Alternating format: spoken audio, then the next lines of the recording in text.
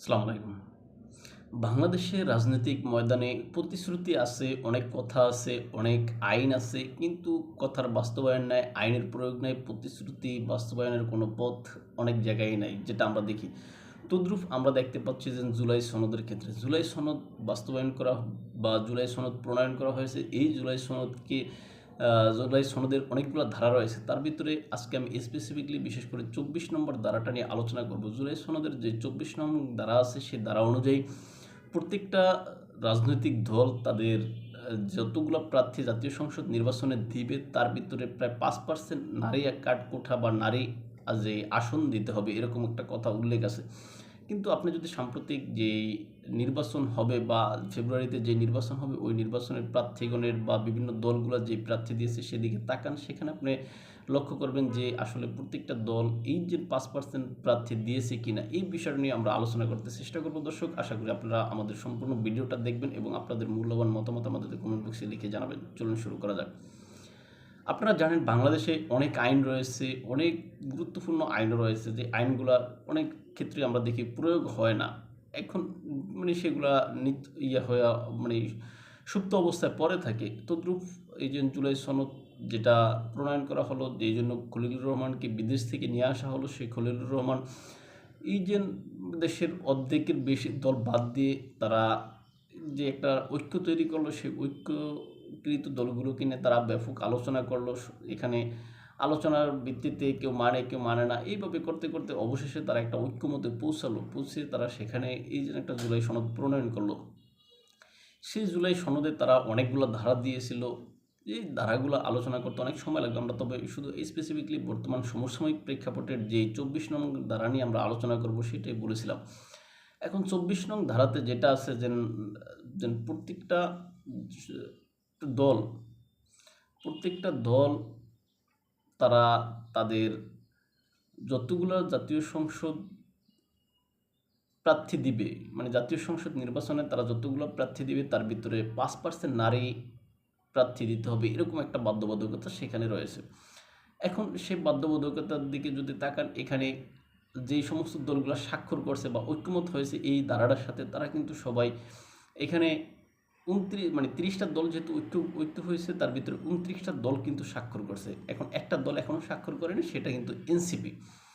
এখন আপনি 29টা দলের ভিতরে বিএনপি দেখবেন, জামাত দেখবেন, বিশেষ করে মুদ্রা কথা এই বড় দুইটা দল নিয়ে আমরা যদি বলি, এখন এই বিএনপি তারা যে পরিমাণ তাদের যেই প্রার্থী দিয়েছে, তা মোট আপনার যে প্রার্থী তার 5% নাই। আপনার জামাতের দিকে যদি তাকান, সে জামাতে তো মূলত একটাও কোনো নারী প্রার্থী নাই। এখন এনসিপির কথা তাকান, এনসিপি তো জুলাই সনদ এখনও স্বাক্ষরই করেনি, তারপর তারা জুলাই সনদের এই যে সবচেয়ে বড় প্রচারক, তারা নিজেরা এটা এত ভালো মনে করে জুলাই সনদ বাস্তবায়ন করলে দেশের কি বলে, দেশ আমেরিকা হয়ে যাবে, সিঙ্গাপুর হয়ে যাবে, দেশে কোনো কিছু হবে না, দুর্নীতি থাকবে ইত্যাদি ইত্যাদি তারা বলে। হ্যাঁ, আমিও তাদের সাথে একমত। হ্যাঁ, এখন আরে ভাই, আপনি যেহেতু এটা বলেন, আপনি আমাকে যেহেতু বুঝাইতে আসছেন, তাহলে আপনি তো অবশ্যই এটা আগে স্বাক্ষর করে আসতে হবে, আপনি এটাকে মেনে আসতে হবে। এখন এই জুলাই সনদের প্রণয়ন করার বা জুলাই সনদ তৈরি করার সবচেয়ে দাবি ছিল কিন্তু এনসিপির। এখন এই এনসিপি জুলাই সনদকে হোল্ড করে বা তারা এই জুলাই সনদের পক্ষের হিসাবেই সবাই ধরে। এখন সেই এনসিপি কিন্তু এখনও জুলাই সনদ স্বাক্ষর করেনি। এখন তারা জুলাই সনদ স্বাক্ষর না করে এখন তারা সরকারের মতো, সরকার যেরকম প্রচার করতেছে, এনসিপি প্রচার করে জুলাই সনদের পক্ষে হা ভোট দেওয়ার জন্য। এখন এই যে জুলাই সনদের পক্ষে সরকার প্রচার করে, এটা আসলে বিশাল একটা বিতর্ক। সরকার কেন এখানে প্রচার করবে? সরকার তো এখানে একজন রেফারি। সরকার এখানে আপনারা আমাকে সবাইকে বলতে পারে যে আপনারা ভোট দিতে যান, ভোট দিন, এরকম বলতে পারে। কিন্তু সরকার আপনাদেরকে আমাকে এটা সিলেক্ট করে দিতে পারে না যেন আপনি হার পক্ষে ভোট দিন, আপনি নার পক্ষে ভোট দিন, আপনি ভোট দিন না, এইভাবে বলতে পারে না সরকার। এটা বললে সরকার তার যেই নিরপেক্ষতা বা নৈতিকতা, সেটা সরকার হারিয়ে ফেলে, এটা বোঝা যায়। এখন যদি এটা হয়, তাহলে তো যেন আওয়ামী লীগ সরকারের সময় যে শেখ হাসিনা যেটা করেছিল, যে আপনার নিজে ক্ষমতা থেকে যে নির্বাচন দেয়া, বিষয়টা তো সেরকম হয়ে গেল, যে নিজে ক্ষমতা থেকে নিজেই আবার নিজের দলের জন্য ভোট চাওয়ার মতো। এখন এই অন্তর্বর্তীকালীন সরকারের প্রধান ডক্টর মোহাম্মদ ইউনূস তিনি বসে আছেন, তারা যেহেতু জুলাইয়ের পক্ষে হিসাবেই ধরা হয়, এখন তারা তো নিজেরা ওই শেখ হাসিনার মতোই করেই তারা এই যে হার পক্ষে ভোট চাচ্ছেন। এখন এটা আসলে যদি এরকম হয় তাহলে তো শেখ হাসিনা অন্যায় কী করছে আমার কাছে তো মনে হয় না। শেখ হাসিনা যেটি করছে সেগুলো তো আমার কাছে মনে হয় রাইট হবে। কেননা আমরা দেখি ডক্টর মোহাম্মদ ইউনূস কিন্তু শেখ হাসিনা ওই কাজগুলোই করতেছেন। এখন এই যে সরকার এখানে আপনাকে আমাকে হা ভোট দিতে বলে, আপনাকে আমাকে না ভোট দিতে বলে, এটা সরকারের উচিত নয় বলে আমি মনে করি। আর এখানে অনেক বিষয় রয়েছে যেটা আপনারা জানেন, এই যে অনেকগুলো প্যাকেজ আকারে যে বিষয়টা, এটা নিয়ে অনেক ভিডিও আমরা আগেও দিয়েছি যে এখানে অনেকগুলো 4টা বিষয় থাকবে। 4টা বিষয় অনেক পাবলিক বা আমাদের অনেক সাধারণ মানুষ আছে যারা পড়তেও পারে না, তাদের এই বিষয়টা কীভাবে বুঝবে, তারা কীভাবে হা না দিবে, এই বিষয়টা আসলে আলাদা। এখানে 4টা বিষয় যে অপশন থাকবে, 4টা 5টা, সেই অপশনের ভিতরে আপনি 2টা মানলেন, 3টা মানলেন না। এখন আপনি 2টা মানলেন, এই জন্য 2টা হা দেওয়ার কোনো অপশন নেই। আবার 3টা মানেন না, এই 3টার জন্য না দেওয়ার কোনো অপশন নেই। আপনি যদি মানেন 3টাকেই প্যাকেজ আকারে মানতে হবে, আপনি যদি না মানেন 3টাকেই না না হিসাবে দিতে হবে আর কি, এরকম। অর্থাৎ বিষয়টা হচ্ছে এরকম, আপনি মুসলিম কোনো রেস্টুরেন্টে গেলেন, মুসলিম কোনো রেস্টুরেন্টে যাওয়ার পরে, মানে আপনি মুসলমান বা আমাদের ধর্মে যেহেতু মনে করেন আমরা আপনার মুসলমান, এখন আমাদের ধর্মে মদ খাওয়া হারাম। এখন আমরা কোনো রেস্টুরেন্টে গেলাম, রেস্টুরেন্টে যাওয়ার পরে সেখানে দিল কি, মনে করেন সকল খাওয়া দাওয়ার সাথে মদও ফিরে সেখানে দেওয়া হলো। এখন আপনি খাইলে মদ সহ খান, মানে যদি এরকম শর্ত থাকে আপনি মদ সহ খান, আপনি যদি না খান মদ সহ, সেগুলা রিজেক্ট করে আসেন, বিষয়টা এরকম। এখন খাইলে যেহেতু মুসলিমের জন্য মদ খাওয়া হারাম, সেহেতু এখানে আপনার মদ মুসলিম খাবে না, তার মানে সকল খাওয়াই তার জন্য হারাম। হ্যাঁ, এখন এখানে আপনার আমাদের যেই জুলাই সনদের এখানে দিয়েছে, যেই তারা যে অপশনগুলো দিয়েছে হানা আকারে, এই অপশনটা ওইরকম মদের মতোই আমার কাছে মনে হচ্ছে যে বিষয়টা এরকম। এখন এটা সরকার প্রত্যেকটার পাশে যদি হা, প্রত্যেকটার পাশে যদি না, এই সিস্টেম দিত তাহলে এটা ভালো হতো। অথবা সেরকম না করে পৃথিবীর বিভিন্ন দেশে যেরকম হয় আপনার হা না ভোট যেরকম হয় একটা বিষয়ের উপরে থাকে, যেন আপনি কি বিষয়টা সাপোজ এরকম যে আপনি কি ডক্টর মোহাম্মদ ইউনূসের যেই আপনার কার্যক্রম এটাকে কি সমর্থন করেন কি না। সাপোজ যেন জিয়াউর রহমানের সময় যেরকম একটা হয়েছিল, আপনার এরকম হা না ভোট হয়েছিল, এখন সেটা জনগণ হা অথবা না দিত। হ্যাঁ, যেন আমরা ডক্টর মোহাম্মদ ইউনূসকে হয়তো ইউনূসের কার্যক্রম মানি অথবা মানি না, কিন্তু এটা হতো। এখন সেটা না করে আপনি এখানে বিভিন্ন অপশন রেখে যেভাবে দিচ্ছেন, এটা আসলে কেমন যেন মনে হচ্ছে। আপনি দেখেন বিশ্বের বিভিন্ন দেশে যে কোনো একটা বিষয়ের উপরে কিন্তু হানা ভোট হয়। যেমন আপনি দেখেন এই যে ব্রেক্সিট ইস্যুতে কিন্তু যে আপনার কয়েক বছর আগে যে ইউরোপীয় ইউনিয়ন থেকে যে যুক্তরাজ্য বের হয়ে গেল, সেখানে তাদের নাগরিকদের জন্য তারা যেই হানা ভোটের যে অপশন বা গণভোটের যে বিধান দিয়েছিল, সেখানে তারা কিন্তু যে ব্রেক্সিট ইস্যুতে তারা কি ইউরোপীয় ইউনিয়নে থাকবে না থাকবে না, এরকম একটা বিষয় কিন্তু এটার উপরে ভোটাভুটি হয়েছিল। এখন সেরকম না করে আমাদের এখানে যেভাবে লেজে গোবর অবস্থা করে এই ভোটটা নেওয়া হচ্ছে, সেটা নিয়েও আসলে অনেকের প্রশ্ন রয়েছে। তারপরে থেকে সংবিধানের বাধ্যবাধকতার বিষয় তো রয়েছে। সব মিলে আসলে কেমন যেন সব লেজে গোবর অবস্থা করে ফেলেছে ডক্টর মোহাম্মদ ইউনূস। আর এই জন্য আমরা যে বিষয়টা নিয়ে শুরু করলাম যে এই যে নারী আসনের বিষয়টা, সেটা তো আসলে কোনো দলই মানতেছে না। আপনি এনসিপি বলেন, জামাত বলেন বা বিএনপি বলেন, কেউ ওই বিধানটা মানতেছে না। এখন এই বিষয়ে যখন একটা আপনার টক শো দেখলাম, বিশেষ করে পালস অফ পলিটিক্সে যে সম্ভবত সাংবাদিক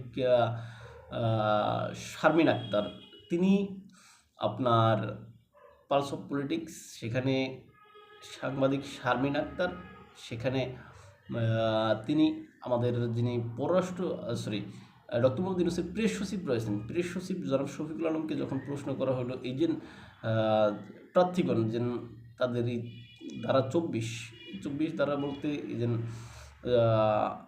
আপনার জুলাই চার্টার বা জুলাই যে সনদ, সেই সনদের ধারা 24 নং এই যে বর্তমানে দলগুলো মানেনি, এই বিষয়ে তাকে যখন প্রশ্ন করা হলো, তিনি এখানে বললেন যে এটা তো আসলে মানা না মানার বিষয় নয়, এটা যেহেতু এখনও আইনের পরিণত হয়নি, তাই এটা নিয়ে আসলে তারা কোনো কিছু করতে পারে না, এরকম বিষয় বলা হয়েছে।